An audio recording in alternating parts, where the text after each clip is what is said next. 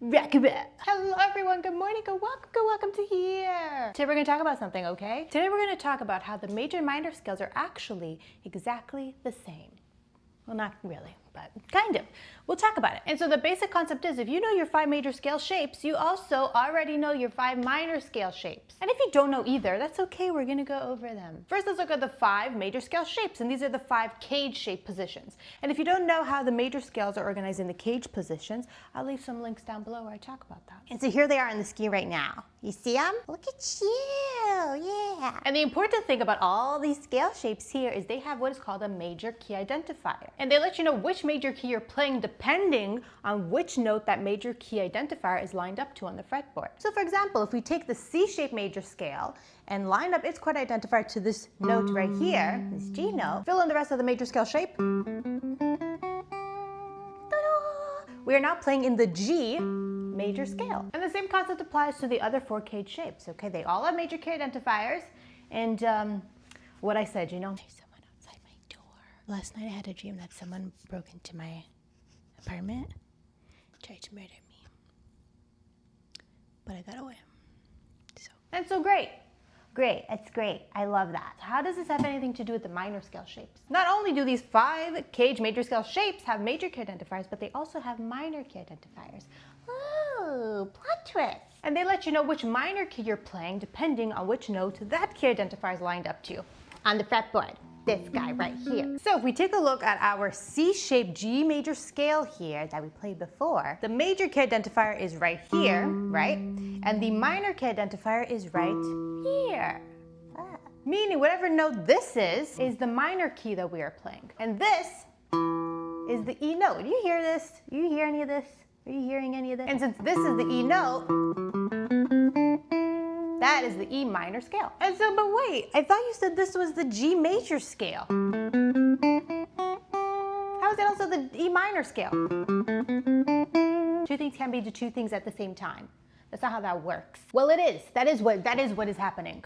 That's what is happening exactly, okay? That's exactly what's happening. This C-shaped scale right here is being played both out of the G major key and the E minor key. So that's why I said before, excuse me, that the major scales and minor scales are exactly the same, okay? Because they share the same shapes. Okay, so now here's the question though. Here's the question. What the heck? What the heck? There's a few details that we have to go over in order to really understand this concept, okay? First, we need to go over the concept of relative minor keys. And relative minor keys are minor keys that share the exact same notes of a major key. And so if we take a look at the notes in the G major scale and the E minor scale, we see how both those notes, see they're on the screen right now, you see them? Both their notes are exactly the same, right? They're just shuffled around a little bit. And so that is what relative minor keys are. And here's a little trick to remember which minor keys are the relatives of which major keys. And that is that basically when you take any major scale, right, the 6th degree of that scale is going to be that scale's relative minor. Just like E is the 6th degree of G major, right? And so now hopefully we could see just why those 2 different keys, major and minor, share the exact same scale shape and real estate on the fretboard. It's like a timeshare condo in Aspen where you go skiing and drink hot chocolate while you look at your kids fall down mountains. And so here's the second question. I just drank some water. How am I supposed to navigate through a scale if it's in 2 keys? Answer me that, huh? Riddle me that. Riddle me that question, why don't you? This is where the 1st degrees of each of these respective scales are put to work, okay? The notes within these scales are the same, but the scale degrees, are different. In the G major scale, right here, all the G notes are going to be the 1st degrees of the scale. And in the E minor scale, right here, all the E notes are going to be the 1st degrees of the scale. And so when we are playing this scale shape or any scale shape, and we want to play out of the major key version, we have to center all our riffs and all our playing around the major key 1st degrees. So let me show you.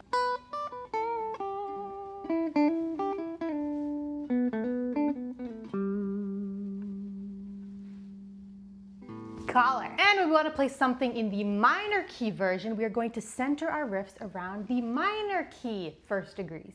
So the E notes in this case.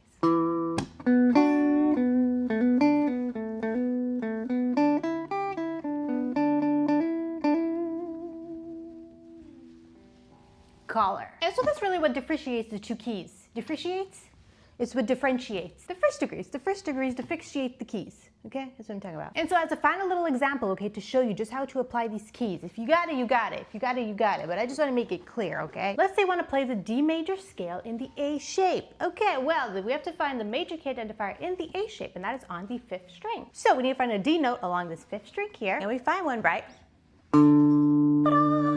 there. So we'd fill in that A shape major scale around this D note here.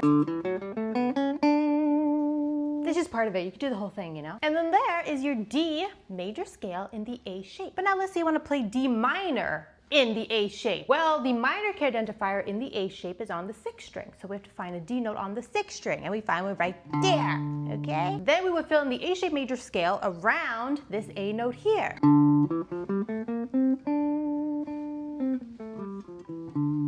And that is your D minor scale in the A shape. And that's all, everyone. That's it. Okay, that's all. Thanks for watching. Thanks for being here. Thanks for all that you do. Okay? Thanks for everything that you've ever done in your entire life. If you haven't done anything in your entire life, thanks for doing that. Who wants to do things? Not me. Not me.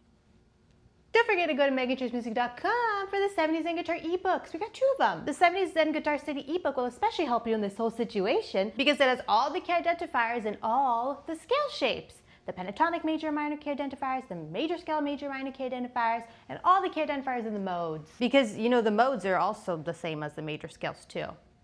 Oh, we gotta get into that. We're gonna get into that. Just not right now, I'm knitting. And then we got the beginner guitar guide. That's gonna help you on your beginner journey. Everything you need to learn when you just start to play guitar is all in the book in order. And then there's a practice schedule to implement all the things. And then we got the Key to Music Theory World Tour course. That's coming out soon. I don't know when. The next couple of weeks, okay? And in this course, we talk about the absolute fundamentals of music. I'm making a blanket, I think. I don't really know yet. I'm just figuring that once I get to something, it'll just morph into whatever it needs to be. Who wants a blanket? Does anyone want me to knit them a blanket? It might take a couple of years because this took about 4 days. But don't forget, if ever you take yourself to the cemetery and they tell you you can't knit in here, you say, what do you think all your clients have done their whole lives? Do you think that cemetery clients, the clients are the dead people or the alive people? They're probably the only industry that serves dead people. That's pretty cool. Not for nothing. Don't forget, subscribe, because I'm going to solve Rubik's Cube at 5,000 subscribers, first of all. Second of all, thanks for watching, thanks for being here, thanks for all that you do. Don't ever forget that if ever you take yourself to the football field and you don't understand the game, just all you got to remember, the guy in the front, he's the one that takes care of the popcorn. And then he runs and brings it all around the field to the other players. And it's really what it's all about. That's it. Who has more popcorn? Whoever gets the most kernels wins the game. And sometimes they get really angry and then they throw the football. They throw it and then they smash it down on the ground. And people yell and say, popcorn!